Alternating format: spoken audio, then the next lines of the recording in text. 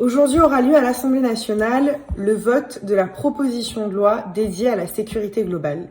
Ce texte a été très largement débattu dans la presse, mais également sur les réseaux sociaux, et nous reviendrons sur l'article 24 qui a fait l'objet des débats les plus vifs. Dans un premier temps, ce texte est dédié à la police municipale et au renforcement de ses compétences. Cet été, le Premier ministre, venu à Nice, avait annoncé à Christian Estrosi qu'il comptait présenter sur les bancs de l'Assemblée nationale un texte dédié au renforcement des compétences de la police municipale.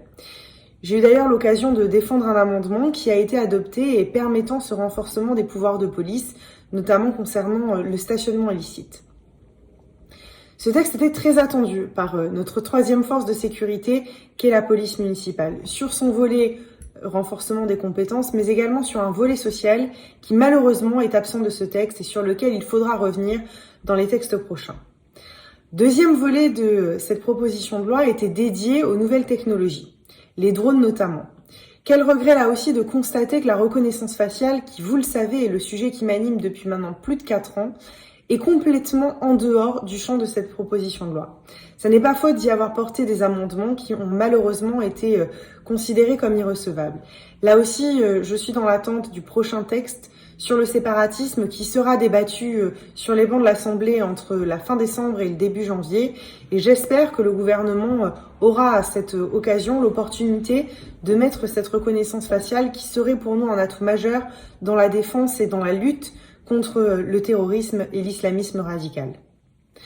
L'autre volet était porté sur la protection de ceux qui nous protègent. Et c'est donc dans ce cadre-là qu'intervient ce fameux article 24 qui a fait l'objet de la part de ses détracteurs d'un certain nombre de mécontentements. L'article 34 proposait simplement de protéger les forces de l'ordre qui faisaient l'objet d'un film par un journaliste ou bien par n'importe quel citoyen. Nous avions demandé avec mes collègues les Républicains qu'il soit possible de flouter l'individu policier qui intervenait dans le cadre d'une enquête, qui était filmé et qui passait devant les écrans. La presse estime que nous portons atteinte à sa liberté. Mais par le biais du floutage, nous permettons simplement de pouvoir le faire comme pour n'importe quel citoyen, permet de garder l'anonymat de l'individu qui est filmé. Alors certains vous parleront du risque de bavure policière. Mais si demain, ce genre d'acte est commis devant des écrans, l'individu sera flouté au regard du grand public, mais la justice aura toujours la possibilité de pouvoir se saisir et de pouvoir enquêter sur l'individu mis en cause. Il n'y a pas de sujet.